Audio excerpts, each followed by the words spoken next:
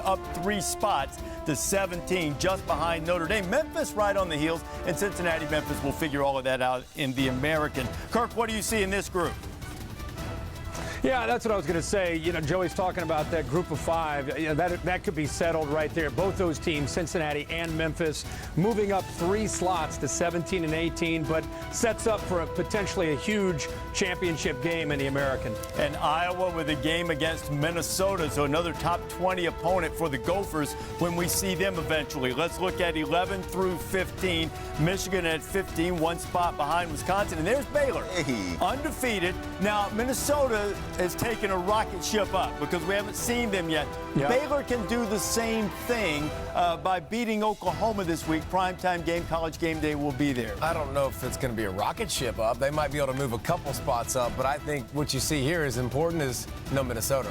To be continued. If Baylor goes 10-0 and beats Oklahoma, they'll hop the 2 lost teams in front of them. So they have to. They have to. And Auburn, the most important non-contender in all of college football. They have ties everywhere. Everywhere, because they play Georgia and Alabama, who are fighting for the 4th spot in the playoff. They've already beaten Oregon in the last-second shot, so Oregon is pulling for them to look as good as they can down the stretch, Auburn and Georgia this weekend. Let's look at the top 10 now. And the Sooners, you know what? Some consistency here. Clemson was penalized because they stopped a 2-point conversion and survived North Carolina. Oklahoma slips a spot probably for the same reason. Happened to them against Iowa State on Saturday night. Sooners get Baylor this weekend. They are at number 10. Penn State tumbles out of the top 4. They go 5 spots down. Herb Street's going, wow, wow. Why? Did you not expect Penn State to go that far down, Kirk? No, I did. I'm on the edge of my seat seeing where PJ Fleck and the boat's going to end up here. This is great. Give me number 8. Penn State, but how high will they go? There they are. They're at 8. Yeah, in a game where they dominated. It was a close score at the end, but if you watch the game, the way they played, they absolutely look like a top 10 team that looks like they deserve the respect that they didn't get last week. You know who you haven't seen yet?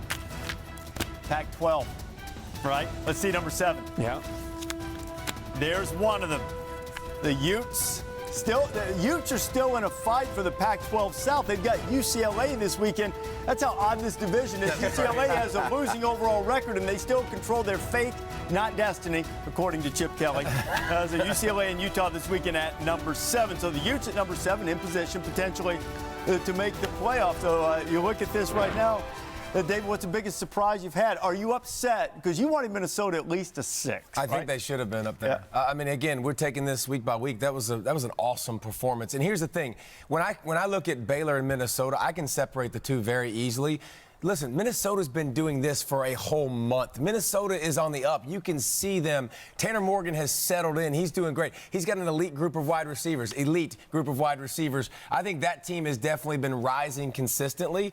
Baylor's been kind of just flubbing around. Triple overtime, Texas Tech, double overtime, TCU. So I think Minnesota. 3 points West Virginia. 3 points West. I mean, it's just been kind of And I think if Tanner Morgan can duplicate what he did against Penn State, coming into that game, he's completing 65%. He was up and down at times. In that game, 18 of 20, and made hard to do that every week. but he made every throw. Offensive game calling was terrific.